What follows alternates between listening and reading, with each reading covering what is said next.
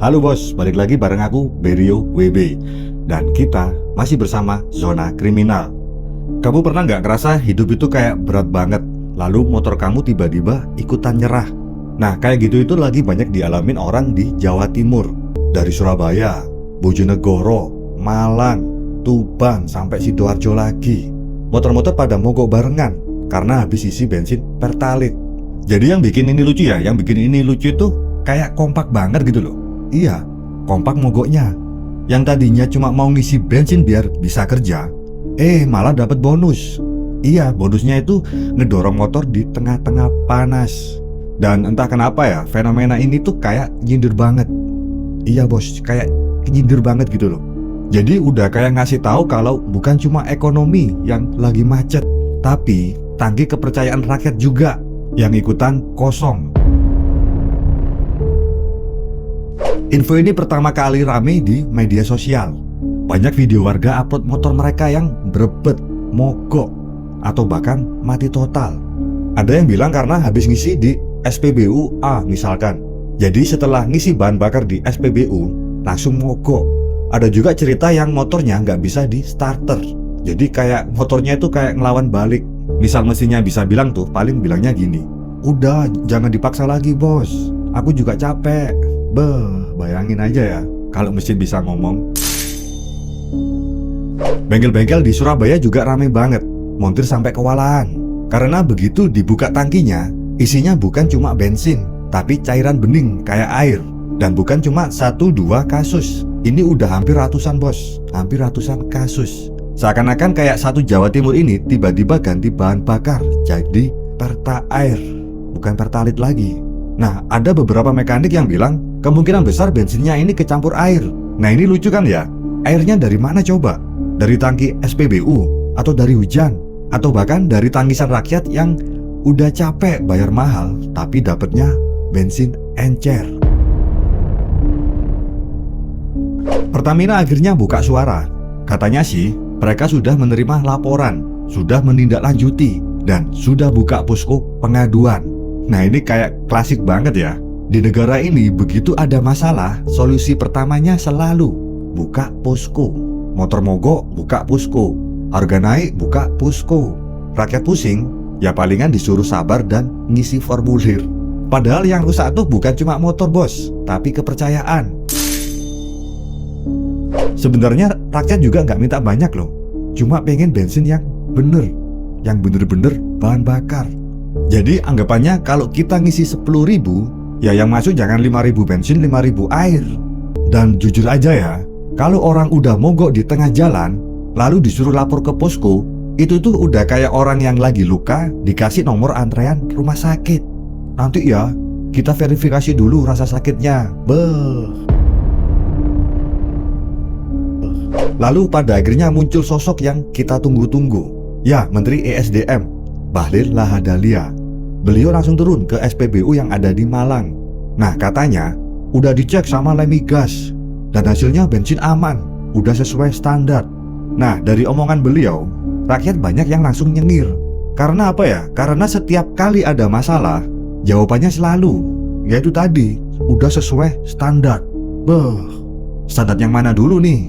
Soalnya kalau standar itu berarti mogok rame-rame dianggap normal, ya berarti negeri ini udah lulus dong akreditasi absurdnya.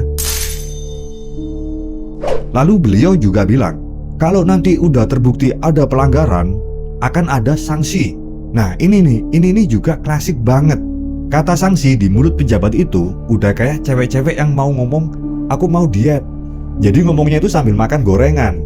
Kedengarannya sih tegas, tapi nggak pernah kejadian. Nah, kamu tahu kan, Pertalite ini kan BBM rakyat, bahan bakar yang paling laku, paling banyak dipakai, karena harganya masih masuk akal. Jadi kalau yang bermasalah itu Pertalite, efeknya ya jadinya gede banget. Karena yang kena bukan cuma 1 atau 2 orang, tapi jutaan yang hidupnya tergantung sama motor. Dan parahnya, yang kena itu banyak dari motor injeksi, yang sensitif banget sama kualitas BBM. Sekali aja kualitas turun, ya langsung batuk-batuk tuh motor. Nah, di sini kalau bensin aja udah sampai tercampur air, Gimana kita bisa percaya kalau kebijakan negara nggak ikut encer juga? Semua katanya udah diuji lab.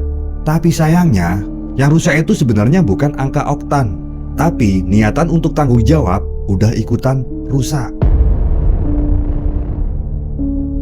Buat orang kota, motor mogok mungkin cuma bikin kesel.